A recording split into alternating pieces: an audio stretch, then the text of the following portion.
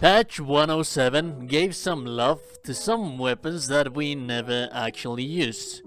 This are some of the coolest weapons that you can find in the game, the dragon weapons. But I never really use them because they are outclassed in so many ways by so many other weapons.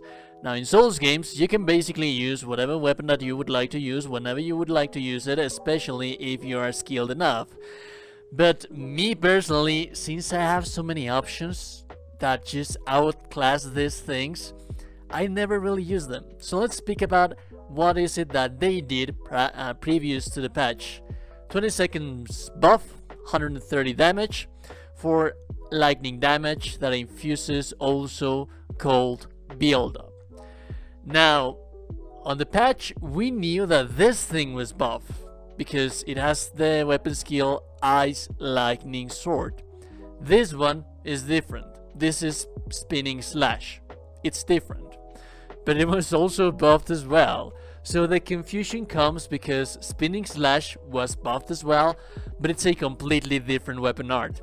So basically this is a replica of this weapon art, but it has a different name. This is Spinning Slash, this is Ice Lightning Sword. Ice Lightning Sword received an extra buff in damage on the weapon, on the damage on itself, recovery for when you finish the actions, extra damage on the buff, and also duration of the buff, which is the very same thing that they did to this thing.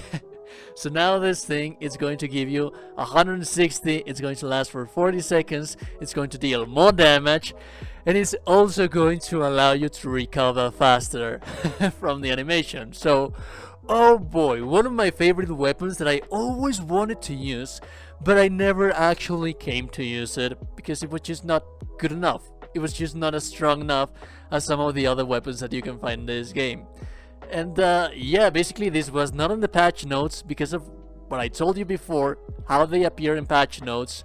This has its very own unique name, Spinning Slash, that has different description than the Ice Sword, Electric Sword, Ice Lightning Sword, yes, Ice Lightning Sword. And it's amazing. Now, one amazing thing is that let's compare this thing to some other halberds that we do have in the game. Halberds are very popular because they are very strong weapon decisions. One of the most favorite, one of the fan favorite, one of the all-time favorite is the Heavy Knight Rider Glaive, because with a strength deal, when you have 80 strength, this thing can potentially deal 900 damage, 900 base damage, base AR, which is crazy. This thing, it's a quality build. I am going to have the stats for the build that you would be using with this thing, but with these stats, that is a opposite to the strength build, would have 80 strength. 80 strength build, and also two-handing would increase the weapon damage, two-handing your weapon, because it increases your strength by percentage, 50%. That is irrelevant. This thing would have 900 damage.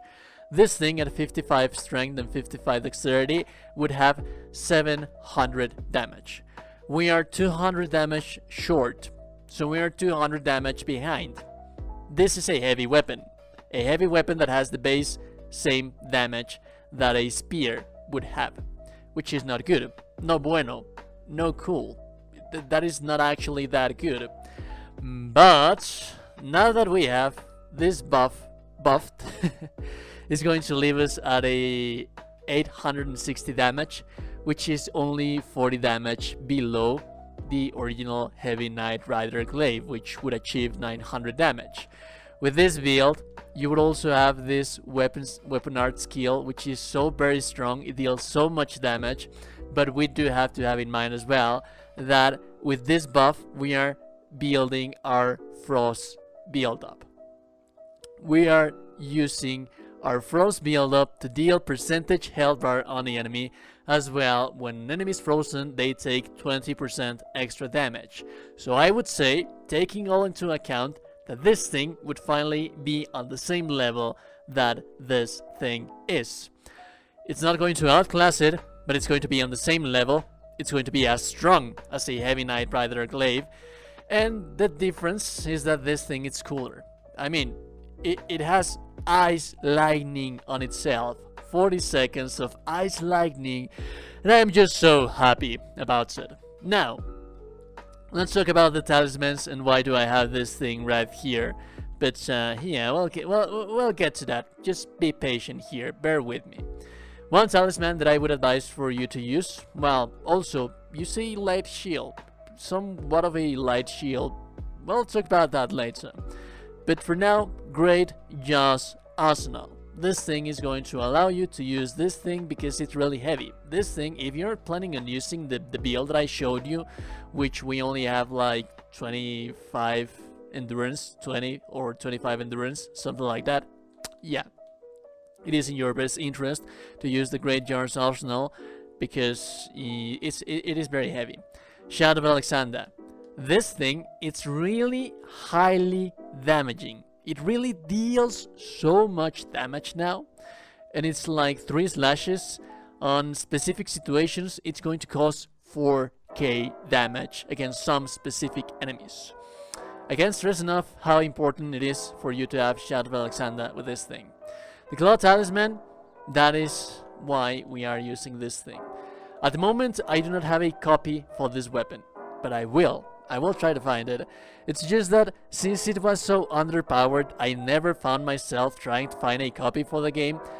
Dual stancing, power stancing halberds, it's a very common, very popular thing to do in Elden Ring. There's a whole lot of people that does it. There's a whole lot of different builds that use dual power stancing Knight Rider glaives or golden halberds, so on and so forth, because they are just so strong, and when you jump attack with them, they are just so fast and so strong, and the reach that they have is just high.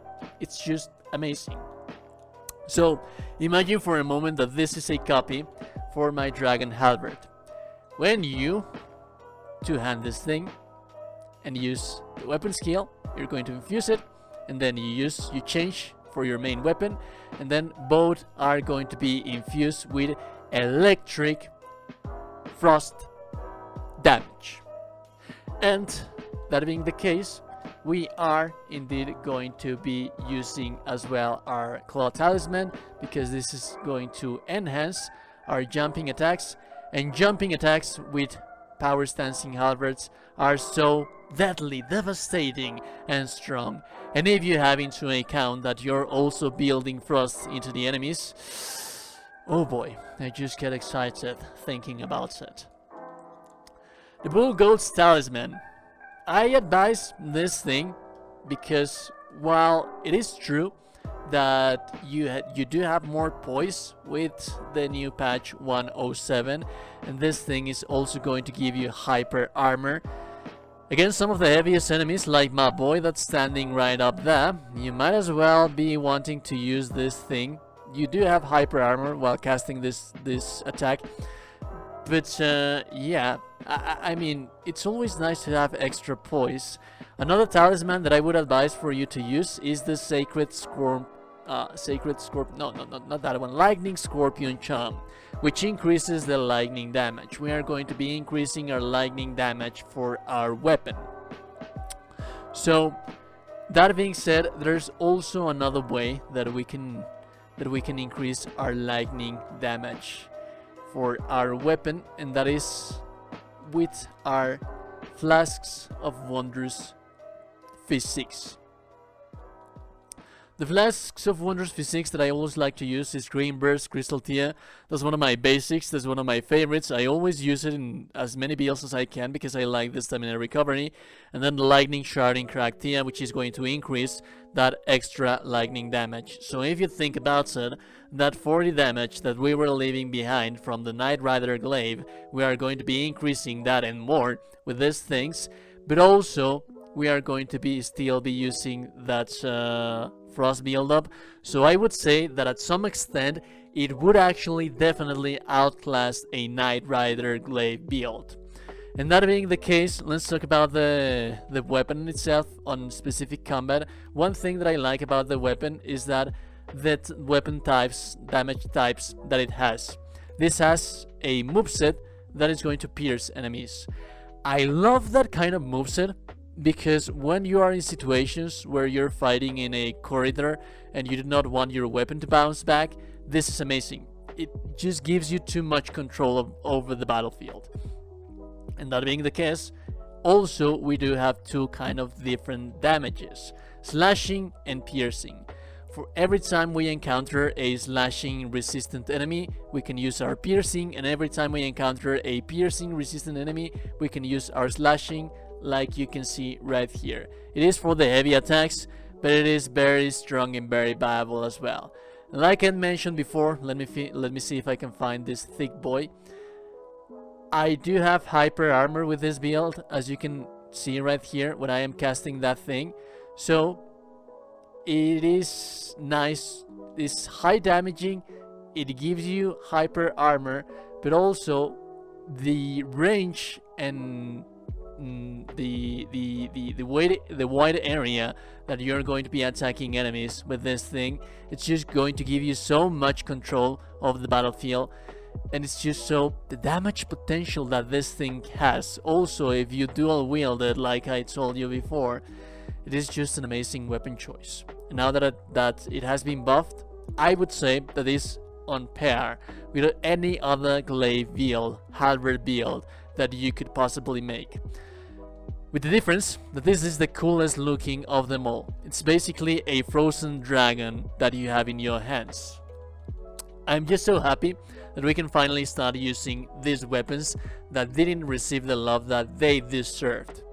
That being the case, if you like the video, if you find it informative, a like on the video is super appreciated, and a subscription to the channel as well. Remember that no one has told you today that you're a gorgeous and beautiful person. You are indeed a gorgeous and beautiful person. Have a beautiful day, and I'll be seeing you goddamn gorgeous and beautiful people in the next one. Goodbye.